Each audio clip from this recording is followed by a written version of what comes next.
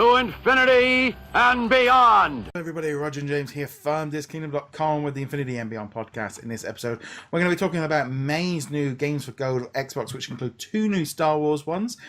So just telling you straight off the bat, so Games for Gold for May of 2017 is going to include Gaina Sisters Twisted Dream Director's Cut, which is available from pretty much available from the 1st of May up to the 31st.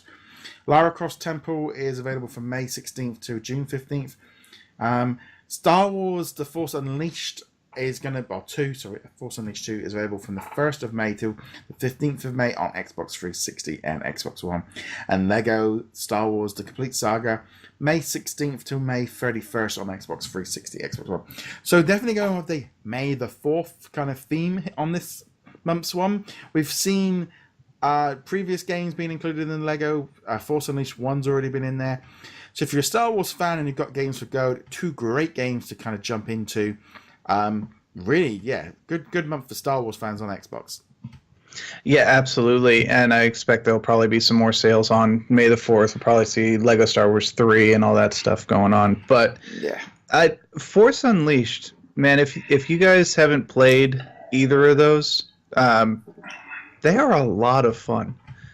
Force Unleashed 2 got a lot of flack when it first came out because it was a very short game. I think it was only 4 to 6 hours, and they wanted $60 for it, which is a legitimate complaint. 6 hours, $60, blah. But yeah, you know what? I bought this game again when it was in the Humble Bundle a couple months back for PC, so it was a couple bucks. And getting this game for free, I mean, can't complain about that. And it's still crazy amounts of fun, even after all this time. Yeah, I did buy it in last year. I think I brought it in the May the 4th sale, so it was only like $2 or something like that. I did get it in the Humble. I got it on the PC version, but I'll never play it on that. I have got the Lego Star Wars game. I did pick up the disc while I was out one day. I saw it in a store. I will actually now just download it so it's actually on the hard drive. My problem is I don't use my Xbox. It's kind of become the dust box as after the Switch it just doesn't get used. So it actually gives me an opportunity to jump in and make sure I download it. And I probably will jump on it and have a quick blast on them just to kind of remind. Again, I have played through the Force Unleashed 1 but didn't quite get around to doing number 2. Again, it's a massive gaming backlog. But oh yeah. So if you're a Star Wars fan, Xbox, great stuff. And this is where the Xbox really does come forward with these games. The Games for Gold on there is kicking PlayStation's butt. I have to agree. I know there's going to be a lot of Sony fanboys who will probably disagree with that, but the big advantage that Xbox has over Sony at the moment is the Games with Gold. Every single month, there's at least one game, normally 2, where I'm just like, yeah, I will totally play that game. It could be one of the 360 games. It could be one of the Xbox One games. They've just continually knocked it out of the park. Whereas on the other hand, I'm sitting here looking at the PlayStation Plus stuff and kind of like, I'll pick them up just in case. Yeah, I mean, I go in every month and download all the titles of both games. But my Xbox One collection is looking pretty impressive because this massive back catalogue of these 360 games. I mean, they pretty much now with this like Gamer Pass thing, they've pretty much given these things away now.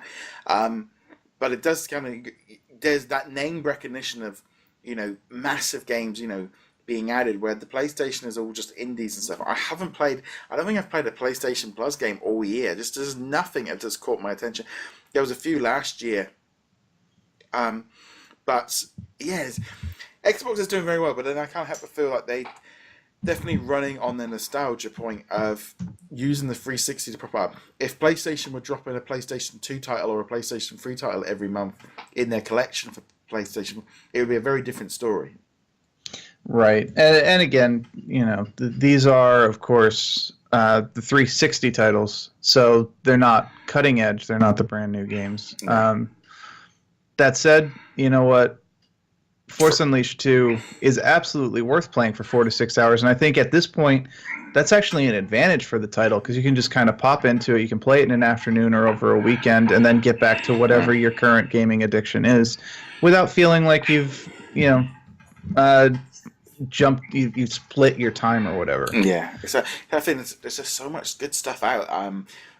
I'm there going, yeah, I could play it, and then going, hold on, got Mario Kart, I need to finish Zelda, then Injustice 2. Nope. There's no stay on.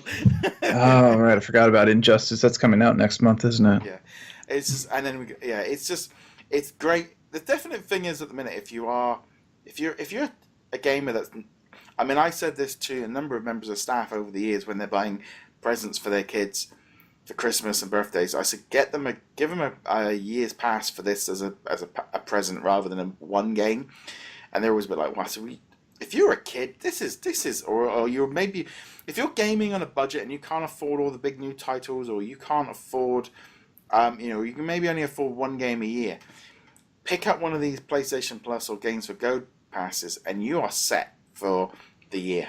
And I'd be sitting there now and going, great, 2 great Star Wars games.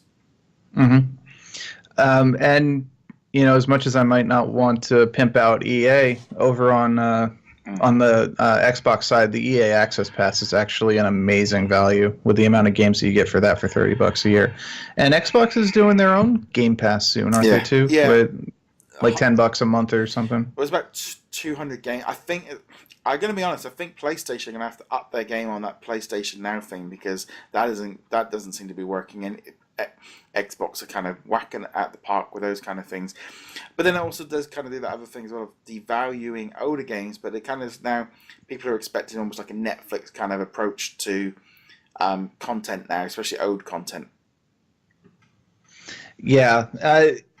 PlayStation Now really just needs to be merged in with the PlayStation Plus. It needs to be included in that. I think that'd be the big thing right now. Yeah, it's definitely interesting to see what's going on there. But generally, as I said, Star Wars fans, lots to play in May for if you're on Xbox. No details yet have been released on the May one, but they might be out by the time this episode drops. Anyway, guys, thank you very much for watching. Be sure to hit that subscribe button to keep up with the latest from DisKingdom.com. James, where can they find you? You can find me heroiclegacy.com, where I actually do talk about Star Wars comics to keep it Star Wars related, and Vagabond Peak on Twitter. Yes. On that note, guys, thank you very much for watching, and we'll see you guys soon. Later. Have a good week.